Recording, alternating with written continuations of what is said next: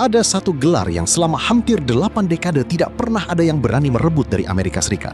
Bukan karena tidak ada yang mau, tapi karena tidak ada yang mampu. Polisi dunia. Dua kata yang terdengar sederhana, tapi di baliknya tersimpan kekuatan militer terbesar dalam sejarah manusia. Jaringan aliansi yang membentang di 5 benua dan kemampuan untuk menentukan apa yang boleh dan tidak boleh terjadi di belahan dunia manapun. Selama puluhan tahun, ketika ada negara yang melanggar batas, Amerika datang. Ketika ada konflik yang mengancam stabilitas global, Amerika bicara. Ketika ada aturan internasional yang dilanggar, Amerika yang menegakkannya. Tapi, sesuatu telah berubah. Dan perubahan itu tidak terjadi dalam semalam.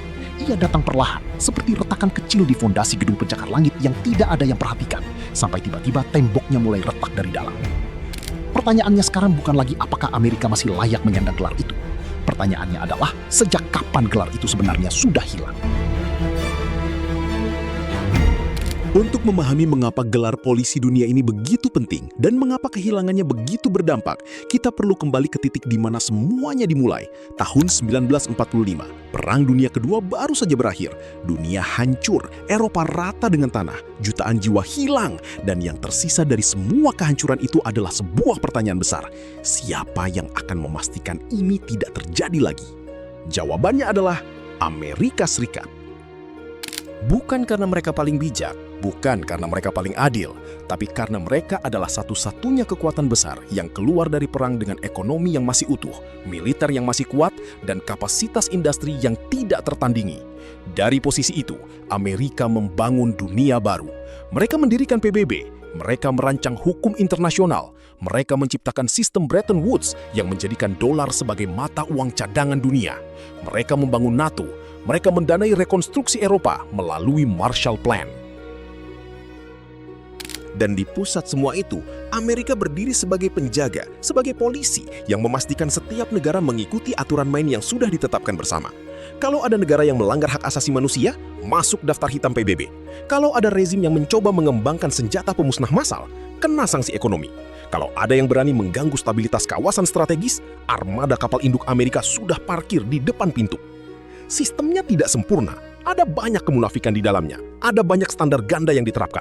Tapi sistemnya ada, dan selama ada, dunia punya semacam titik rujukan, semacam wasit yang bisa dipanggil ketika situasi memburuk.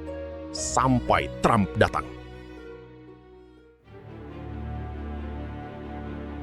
Ini bagian yang paling menarik dan mungkin paling ironis dari seluruh cerita ini. Amerika tidak kehilangan gelar polisi dunia karena dikalahkan oleh kekuatan lain. Amerika tidak digulingkan oleh Rusia, tidak dihancurkan oleh China, tidak dikalahkan dalam pertempuran besar yang mengubah peta kekuasaan global. Amerika meruntuhkan wibawanya sendiri, dengan tangannya sendiri. Lihat saja apa yang terjadi sejak awal era Trump. Keluar dari perjanjian Paris soal perubahan iklim, padahal Amerika yang paling banyak berkontribusi pada emisi karbon global. Keluar dari WHO di tengah pandemi global, ketika dunia paling membutuhkan koordinasi kesehatan internasional.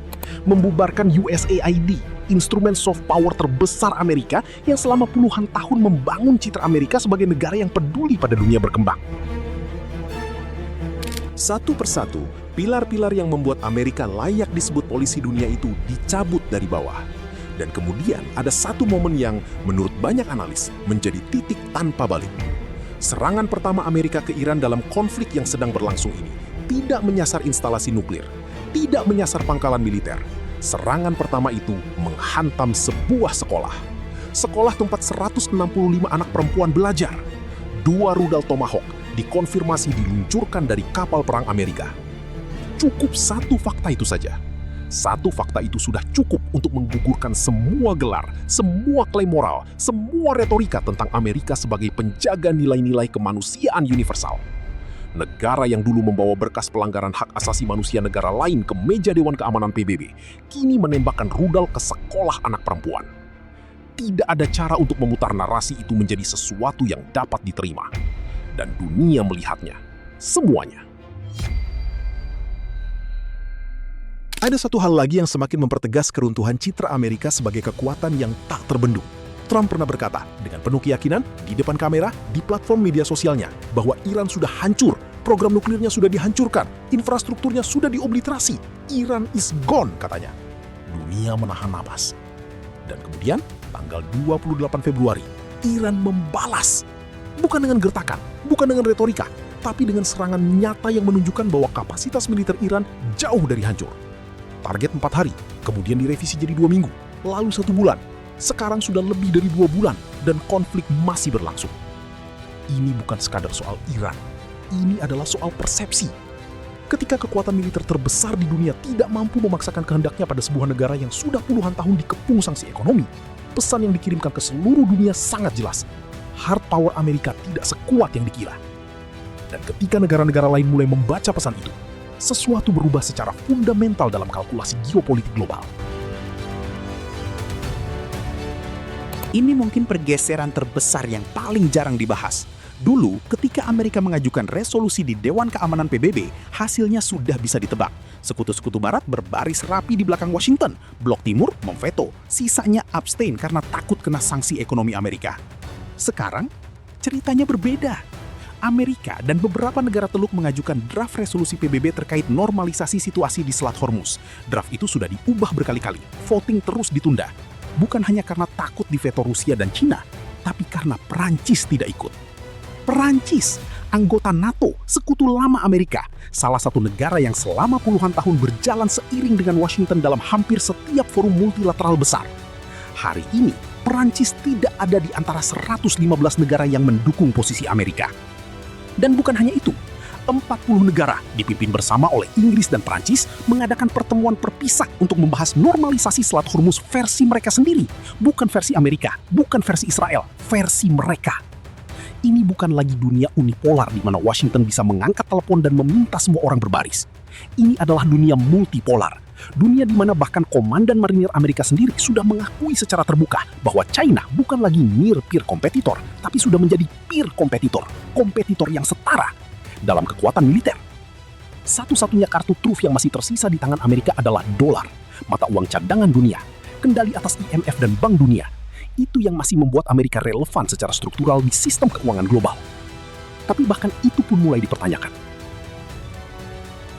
Dan di balik semua dinamika ini, ada satu pemain yang bermain dengan sangat sabar, sangat kalkulatif, sangat metodis. Cina. Cina tidak ingin Timur Tengah terbakar. Bukan karena mereka cinta damai dalam pengertian romantis, tapi karena 70-80% kebutuhan energi Cina berasal dari kawasan itu. Setiap hari Selat Hormuz tertutup, ekonomi Cina merasakan tekanannya. Tapi cara Cina mendekati masalah ini berbeda total dari cara Amerika. Amerika datang dengan sanksi, dengan ancaman, dengan armada kapal perang, dengan tekanan maksimum yang justru mempersulit semua pihak untuk duduk di meja perundingan. Cina datang dengan percakapan, dengan pendekatan pragmatis antar dua peradaban tua yang saling memahami cara berbicara satu sama lain. Iran dan Cina dalam banyak hal adalah dua negara dengan kedalaman peradaban yang tidak bisa diintimidasi begitu saja, dan Beijing tahu itu. Dan kemudian Amerika melakukan kesalahan strategi yang bisa dibilang fatal. Tepat sebelum Trump terbang ke Beijing untuk bertemu Xi Jinping, Departemen Keuangan dan Departemen Luar Negeri Amerika mengumumkan sanksi baru terhadap perusahaan-perusahaan Cina, terminal minyak Cina, dan entitas-entitas terkait Iran. Coba bayangkan logikanya. Anda butuh bantuan seseorang untuk menyelesaikan masalah besar. Lalu sehari sebelum menemui orang utuh, Anda menampar mukanya di depan publik. Hasilnya, Cina sekarang punya satu kartu tambahan di tangan. Sebelum mereka bahkan mau membantu Amerika menekan Iran, mereka akan minta semua sanksi terhadap perusahaan-perusahaan Cina dicabut terlebih dahulu. Amerika bukan hanya tidak menguat di meja perundingan, mereka datang dengan tangan yang justru lebih lemah dari sebelumnya. Jadi, kita kembali ke pertanyaan awal.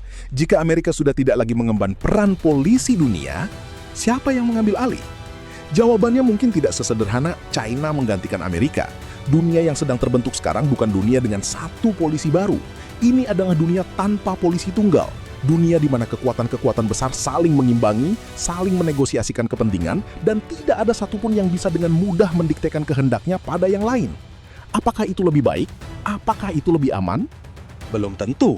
Dunia tanpa wasit bisa berarti lebih banyak kekacauan, lebih banyak konflik lokal yang tidak ada yang mau atau mampu menghentikan, lebih banyak ruang bagi aktor-aktor regional untuk bermain kasar tanpa konsekuensi. Tapi satu hal yang pasti, dunia yang sedang terbentuk ini sudah tidak lagi menunggu instruksi dari Washington.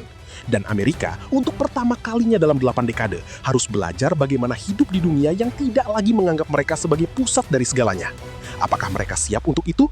Itu pertanyaan yang jawabannya akan menentukan seperti apa dunia yang kita wariskan kepada generasi berikutnya.